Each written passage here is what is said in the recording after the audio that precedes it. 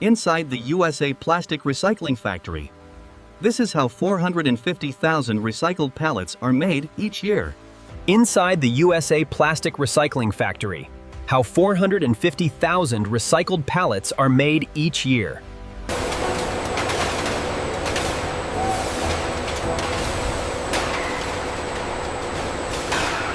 The integration of these robotic arms allows us to sort materials with incredible precision, minimizing waste and maximizing efficiency.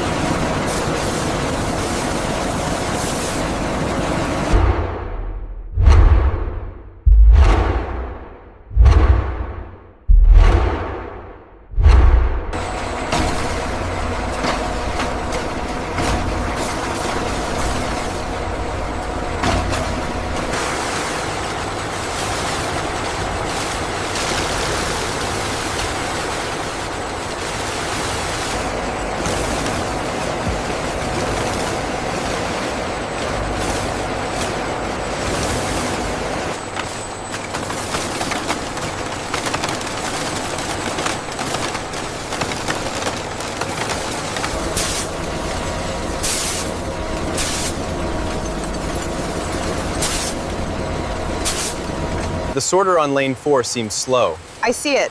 Let me run a diagnostic from the panel here.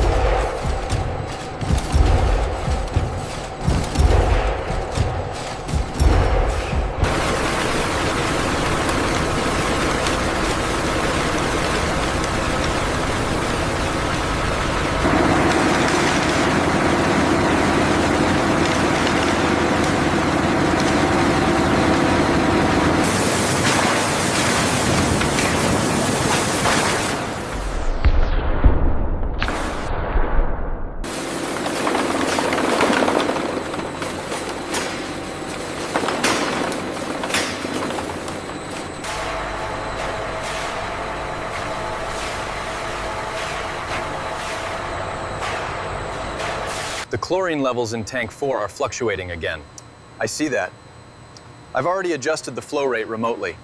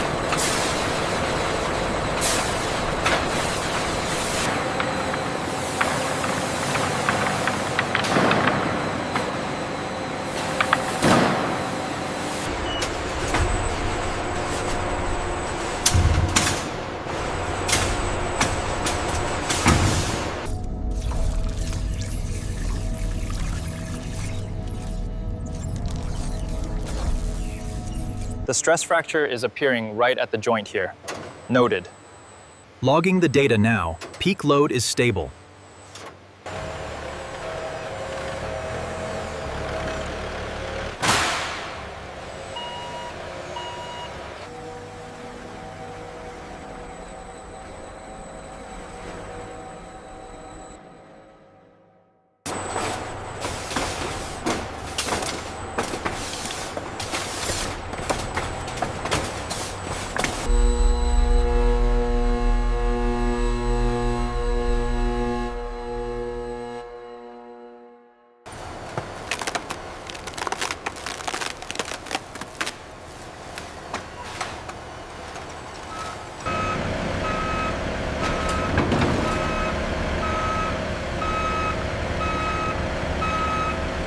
Watch your step with that one, it's heavy. All right, set it right here. We're almost full.